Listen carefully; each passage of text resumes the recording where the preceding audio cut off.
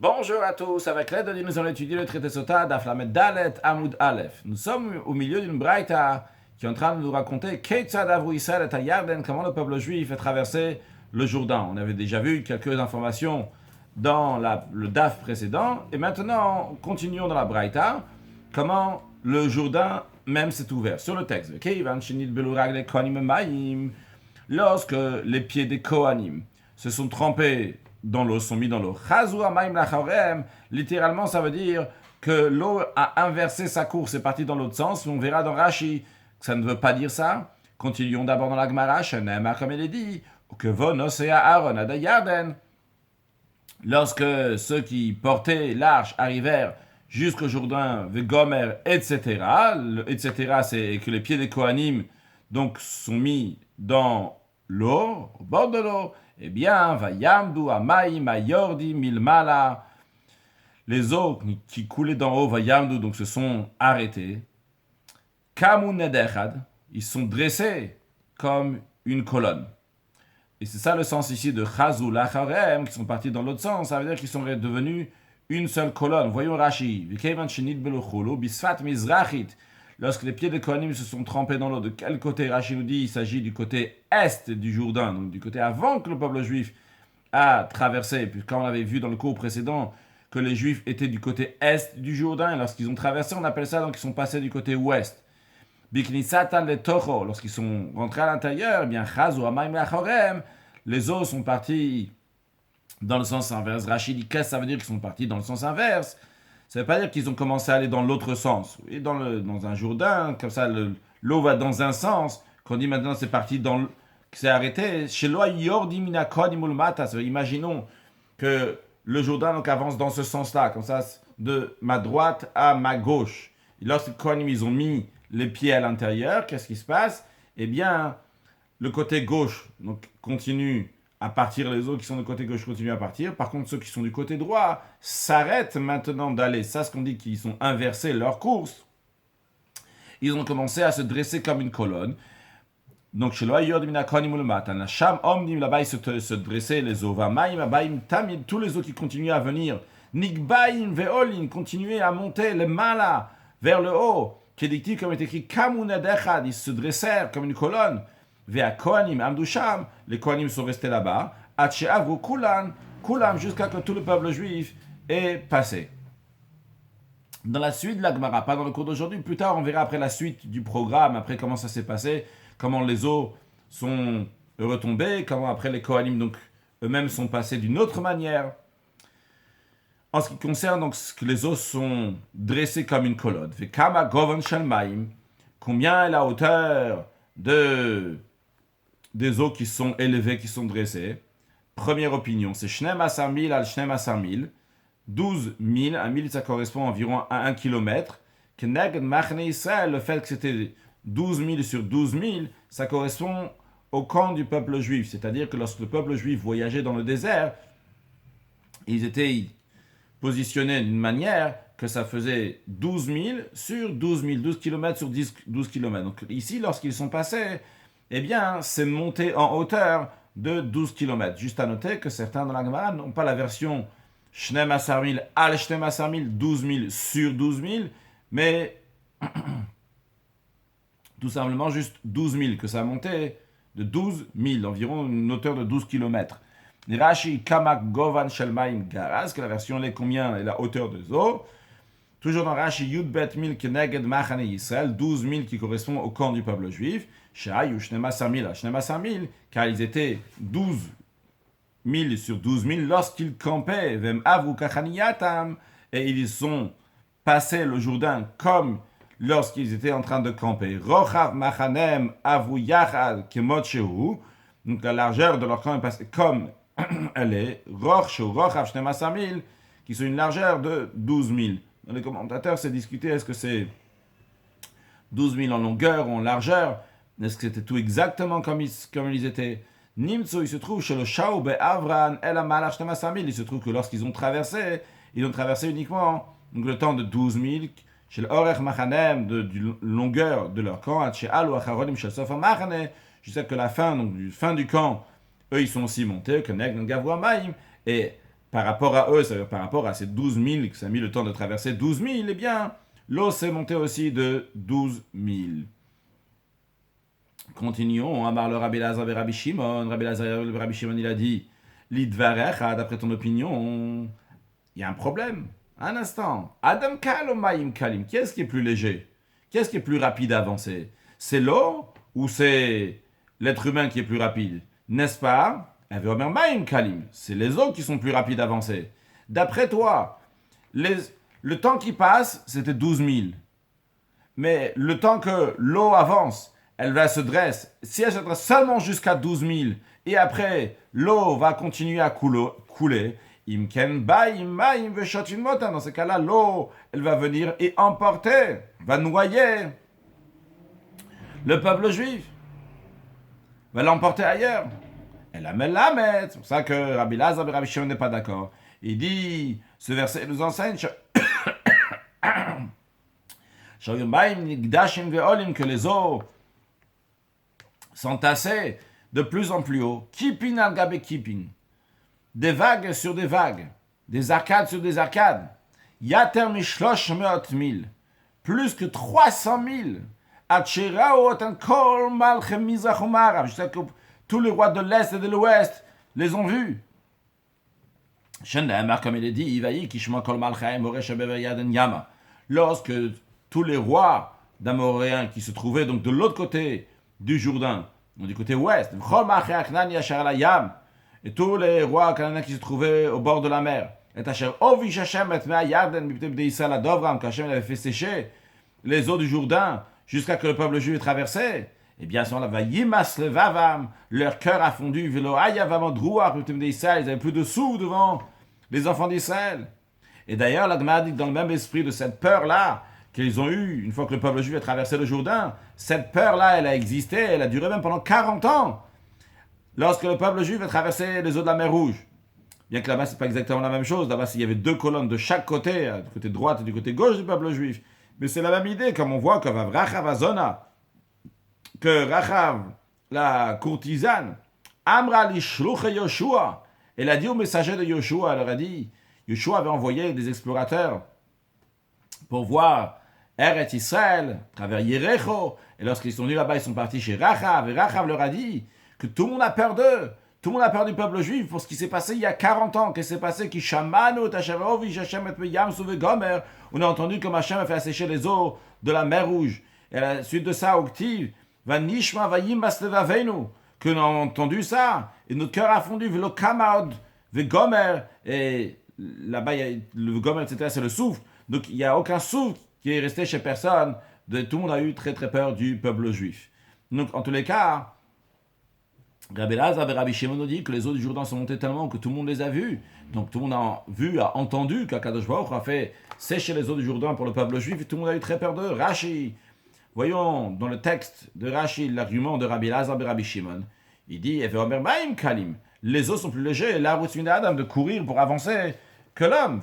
Si c'est comme toi tu dis, Rabbi Yehuda, que les eaux, Shamaim, le Gav ou la Shtem Asamil, que les eaux sont montées seulement de 12 000, Vechazolim, comme après ils sont partis à leur place. Nimta, il se trouve, Shadai, le Spikulav, il se trouve que le peuple n'a pas encore eu le temps de passer.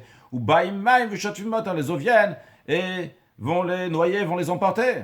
Ça manque quoi? Rabbi Lazar et Rabbi Shimon dit, c'est pas seulement que c'est monté de 12 000, mais c'est monté 300 000, ça s'est fait kipin, rachitri, le mot kipin, ça veut dire oulamot, des arcades. Même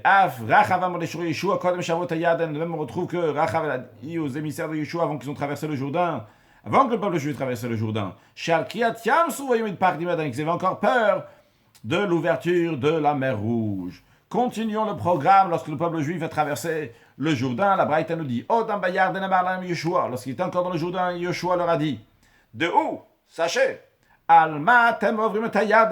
pourquoi vous traversez le Jourdain? Pourquoi vous allez en Eretz Israël? La raison, c'est à condition que vous allez chasser les habitants du pays de devant vous. Comme il est dit, vous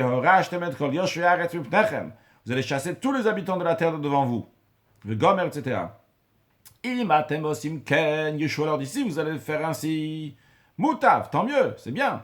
Veimlav, sinon, si vous n'allez pas faire ainsi, vous n'allez pas chasser les habitants de la terre, Bain, main, veshotvim otechem. L'eau va venir et va vous emporter maintenant là dans le Jourdain si vous ne prenez pas la décision de le faire. La Gemara demande, je dis otechem, il faut dire otichem. Maï otichem, quelle est l'explication de ce mot otichem? En principe, en hébreu, on dit etrem, vous. Pourquoi otichem? C'est quoi cette expression-là?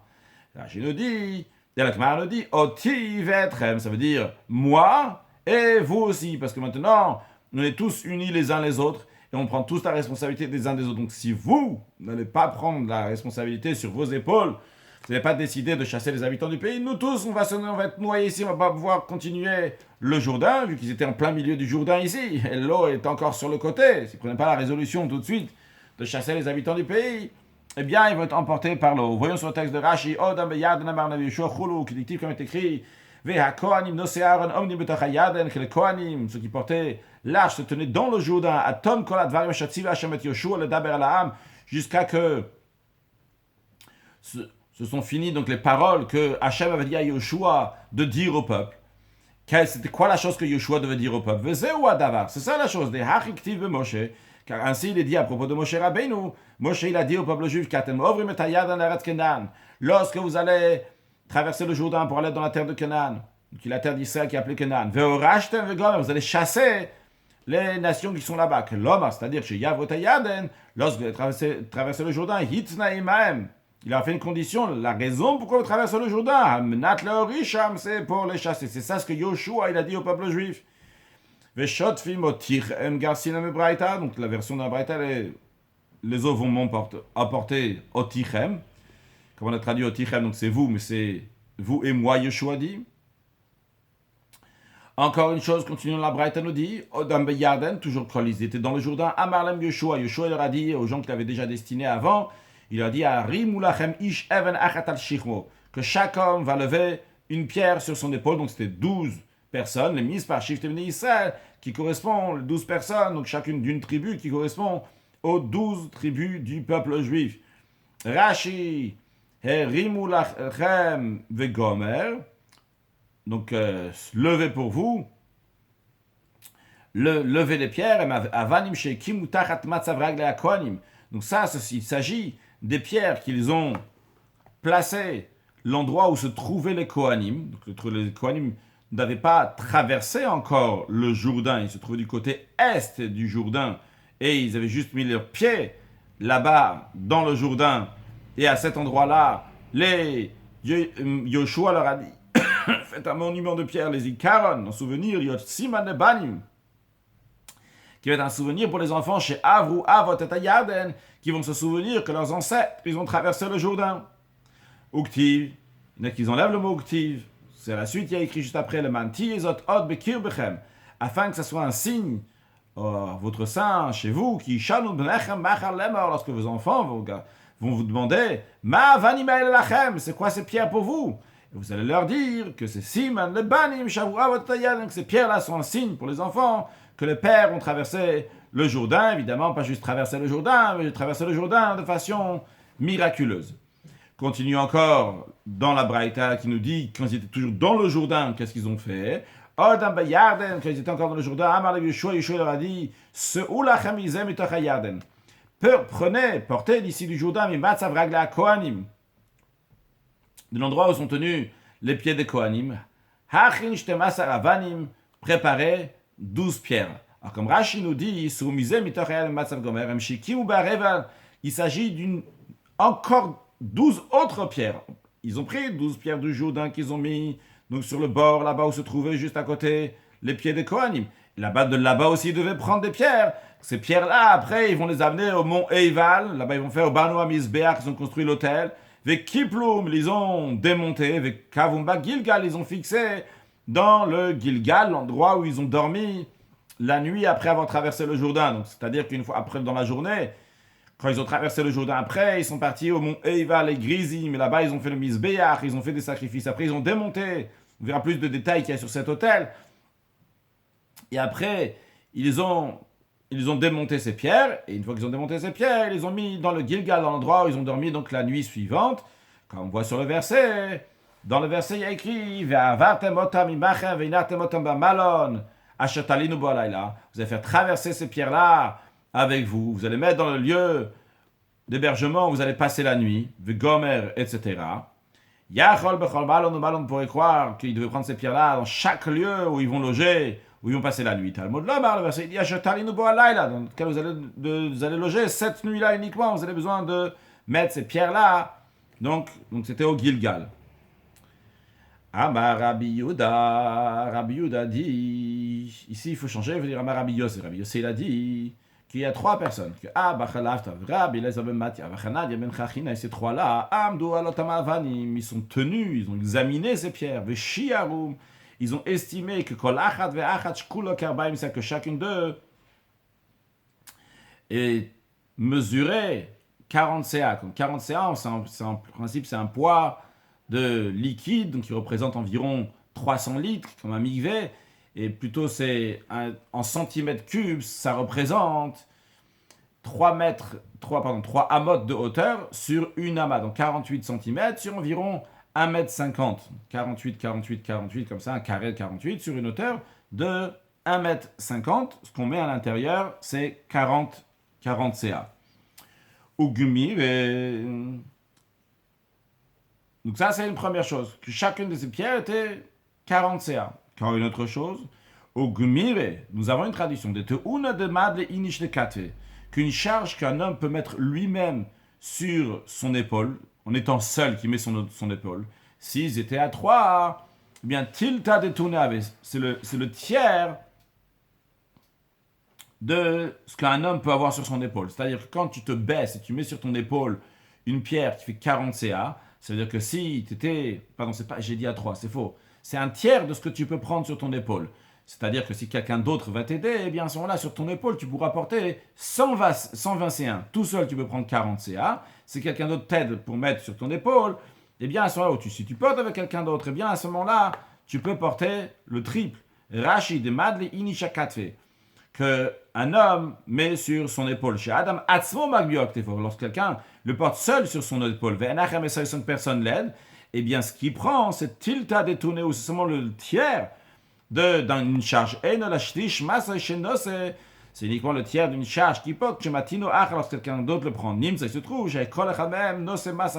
se trouve que chacun d'eux, théoriquement, aurait pu prendre une charge de 120 CA, ce qui est énorme, ce qui représente environ 900 litres. La Braïta nous dit,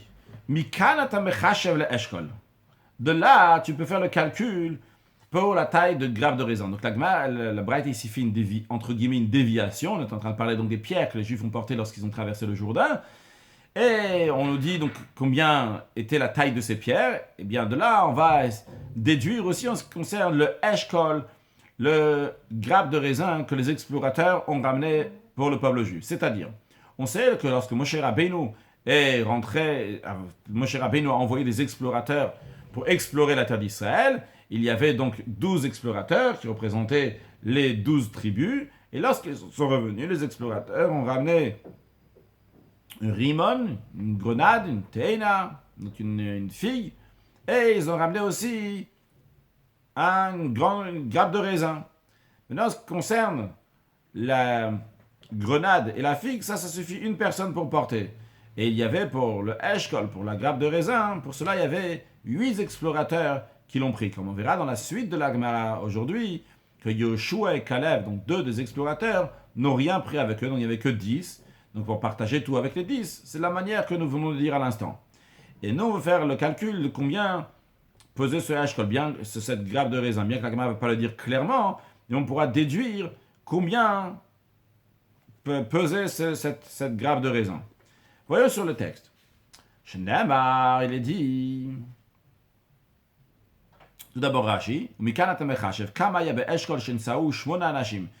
peux faire le calcul, combien il y avait dans la grappe de raisin qui comportait 8 personnes, qui s'aidaient les uns les autres, lorsqu'ils portaient cette grappe sur leurs épaules, avec les perches qu'on va voir dans un instant, ils s'aidaient les uns les autres.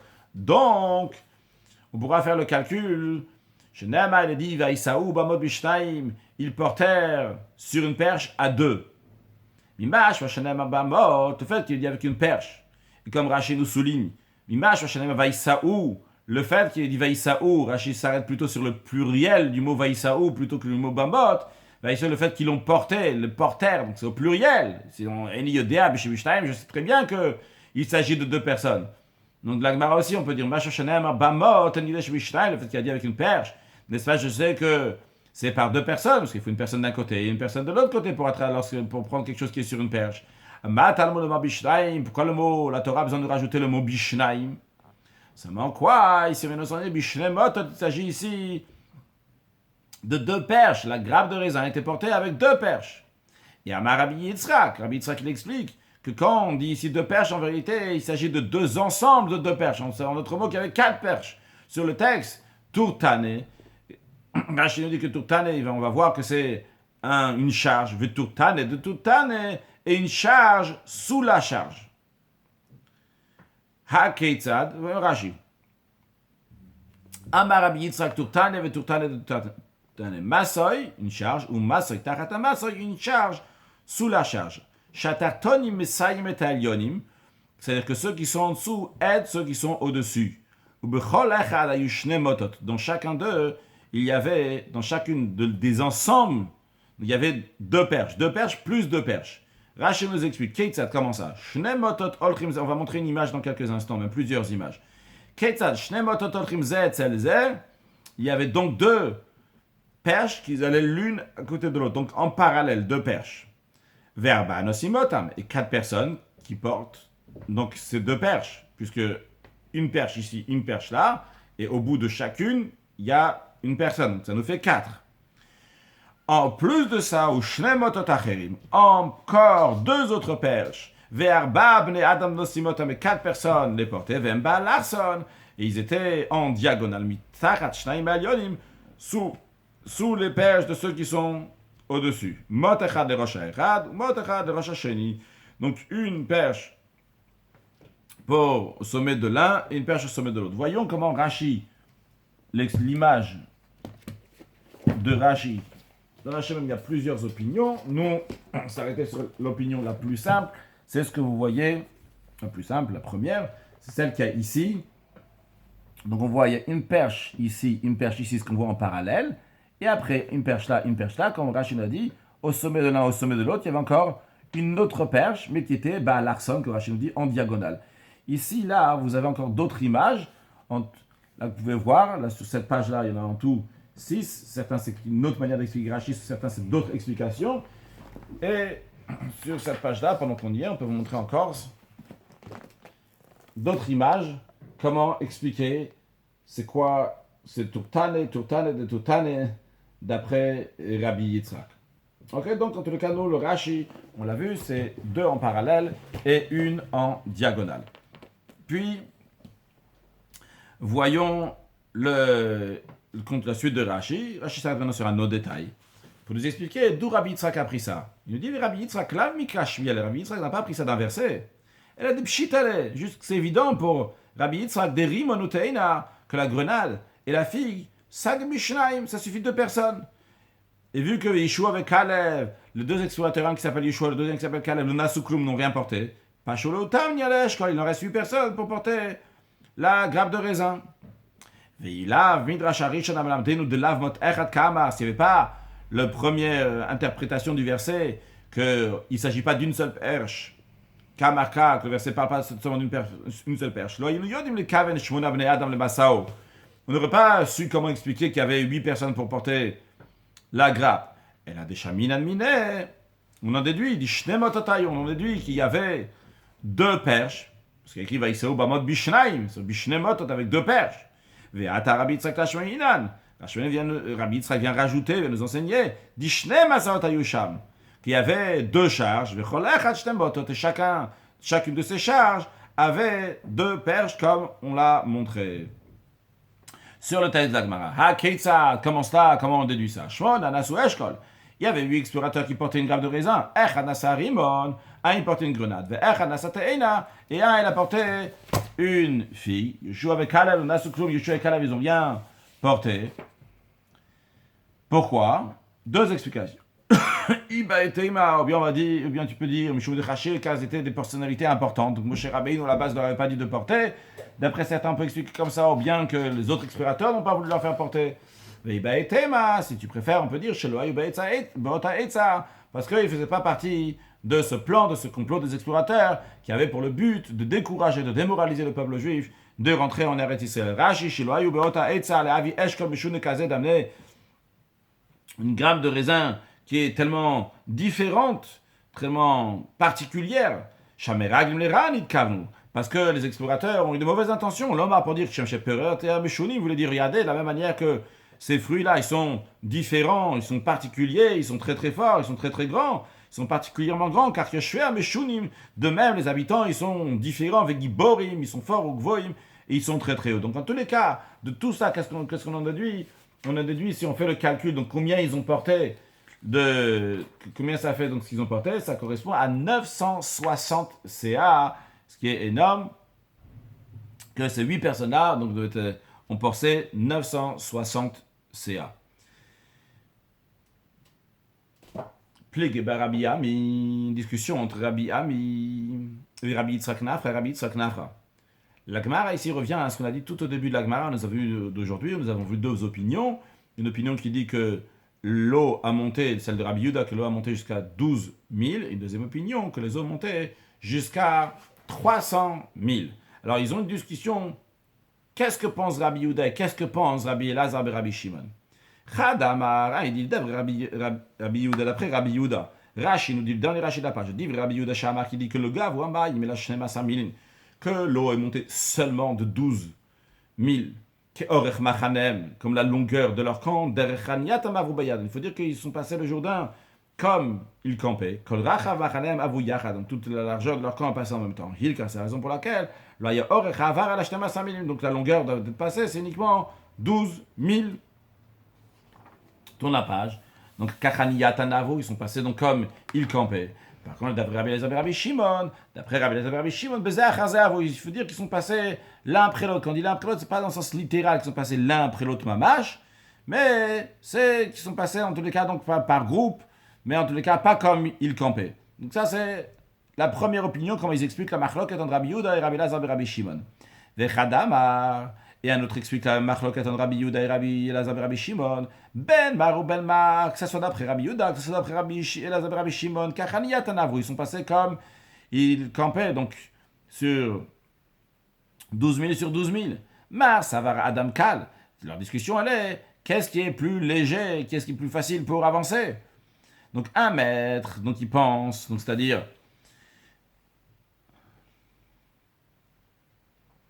que l'homme il est léger, donc c'est Rabbi Yehuda, donc il pense qu'il est léger, donc il va dans la même vitesse que l'eau, ou Marsavar, et Med pense, Maïm Kanem, que les eaux sont plus légers, et donc ils sont beaucoup plus légers, donc ils sont montés beaucoup plus haut. Rashi, ou le livre Rabbi Elazar, Rabbi Shimon, Damayot, Mishtashmot, 1000, Bezachar, Zehav, ils sont passés l'un après l'autre, donc c'est la première opinion de l'explication de Rabbi Elazar et Rabbi Shimon.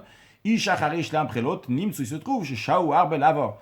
Qu'ils sont passés ça a mis longtemps pour passer, des Kachaniatanavu, parce que si ils sont passés comme ils campaient, Mishumkula de Maïm et Adam, vrai, même si tu dis que l'eau elle est plus légère que l'homme, le dit Baim Kolkar, le temps de faire 12 km, 12 000, l'eau va pas monter de 300 000. Après, on avait vu la deuxième opinion qui dit que Maïm Kal, la discussion, c'est est-ce que l'homme il est plus léger ou l'eau est plus léger. Maïm Kalim Harbem Kalim Inana, ils sont beaucoup plus légers que l'homme. Ou Marsavar Adam Kalarutz qui Maïm. Et celui qui dit donc que c'est 12 000, donc Rabbi Yehuda, il pense que l'eau est aussi légère, que l'homme est aussi léger que l'eau, donc ça fait 12 000 sur 12 000. On va conclure avec un sujet de halakha. On a parlé lorsque le peuple juif est rentré en Eretz Israël, comment il devait donc se comporter. Et le Rambam dit dans la loi des rois, dans Père Rishon Elach Aleph, qu'il y a 3 mitzvot que le peuple juif a été ordonné lorsqu'ils vont entrer en Eretz Israël, de nommer un roi, comme il est écrit, Som Tassim Alech Amalek, d'exterminer la descendance d'Amalek, comme il est écrit, Timchet Zecher Amalek. Et troisième chose, Livnot Bet Aprira, de construire le Bet Hamikdash, comme il est écrit, les Shichnot Tidreshu, ou Vata Shama. Un sujet de Chassidut. Nous avons parlé pourquoi Yoshua et Kalev, ils n'ont pas pris avec les autres explorateurs des fruits de Eretz Israël, ou bien parce qu'ils étaient importants, ou bien parce qu'ils n'ont pas Ils n'ont pas voulu rentrer dans ce complot-là. Dans Rashi, sur le commentaire de la Torah, il dit que Yeshua et Caleb, ils n'ont rien pris parce que toute l'intention de Meraglim, c'était pour dire du mal. Nidkavnu, l'autre, il dit Nidkavnu, leur kavana, c'était pour dire du mal, pour dire que Pirya Meshuna, Kachama Meshuna, de la même manière que les fruits, ils sont différents, ils sont particuliers. De la manière, les gens, ils sont particuliers, ils sont très forts. Ce qui rejoint un peu ici l'idée qu'on a vu ici dans Rashi. Le Rabbi explique qu'est-ce que ça veut dire ici. L'explication qu'ils n'ont pas pris. Si Moshe Rabbeinu il a dit de prendre, il fallait ramener. L'explication est la suivante. Si les explorateurs n'avaient pas de mauvaises intentions, c'est sûr que Yeshua et Caleb auraient dû prendre, ils auraient pris aussi avec eux. Mais vu ici qu'il y avait une bonne action, la bonne action c'est de faire ce que Moshe Rabbeinu il dit, mais l'intention était mauvaise. Alors là on ne pourra pas prendre. Pourquoi? Parce que s'ils vont s'associer avec eux en prenant des fruits, ils vont aider une avera avec l'avera, à la kavana, à la mauvaise intention. Et aider une avera, ça repousse la mission de Moshe. Et en vérité peut-être c'est même pas repousser la mission de Moshe. Ça c'était l'intention de Moshe, de ne pas prendre des fruits qui vont aider pour faire une avera. Au contraire, ça, ce qu'ils ont fait les explorateurs, ça annule la shlichut, ça annule la mission que Moshe leur a donnée. Dans l'enseignement, nous, on peut en tirer dans le service de Dieu. C'est connu, dans la Chassidut, c'est expliqué longuement que l'intention de Meraglim, leur erreur était qu'ils voulaient servir Dieu uniquement spirituellement et pas dans l'action, et pas dans la parole. Ils ne voulaient pas rentrer dans le monde de l'action. Alors quelqu'un peut se tromper et aller dans l'autre extrême. Dire, vu que l'action c'est l'essentiel, c'est pas important la kavana, c'est pas important l'intention. Rashi me dit non, l'intention c'est très important, regarde. L'action, ils ont ramené des fruits, mais l'intention elle était mauvaise. Et ça qui a fait donc tout le mal, c'est que maintenant on considère ce qu'ils ont fait, c'était même pas la mission de Moshe Rabbeinu. Et ce qu'on doit en tirer, c'est dans le sens positif. De là, on voit l'importance de l'intention qui doit être faite dans chaque chose. Bien sûr, chaque mitzvah, il faut faire une mitzvah quoi qu'il arrive. Quand c'est un commandement que Dieu te dit, fais-le, quelle que soit l'intention. Mais il faut savoir qu'une mitzvah blokavana qui couvre le neshama, qu'une mitzvah dans laquelle on n'a pas mis de kavana d'intention, c'est comme un corps sans âme. Au moins il y a le corps, mais il manque quelque chose d'essentiel. Et le fait de mettre la kavana, ça change complètement la chose. Ça fait vivre maintenant. Avant c'était mort, maintenant c'est vivant. La même chose, c'est la kavana, l'intention d'une mitzvah. Ça donne la vitalité dans la mitzvah. Le Rabbi dit, l'essentiel de ça, c'est en étudiant la profondeur de la Torah, qu'on étudie la Chassidut. Et dans la Chassidut, on a un avant-goût des dévoilements de la Torah qui va lorsque Mashiach va venir. Et la même chose aussi, lorsqu'il s'agit de croire et d'attendre de la venue de Mashiach, c'est pas juste le faire pour être quitte. Il faut l'attendre pour de vrai, de la profondeur du cœur. Parce qu'il faut mettre la kavana aussi dans chaque chose. Et ça va empresser la Geoula, à Mitit, avec la venue de Mashiach, Tzidkeinu, une excellente journée.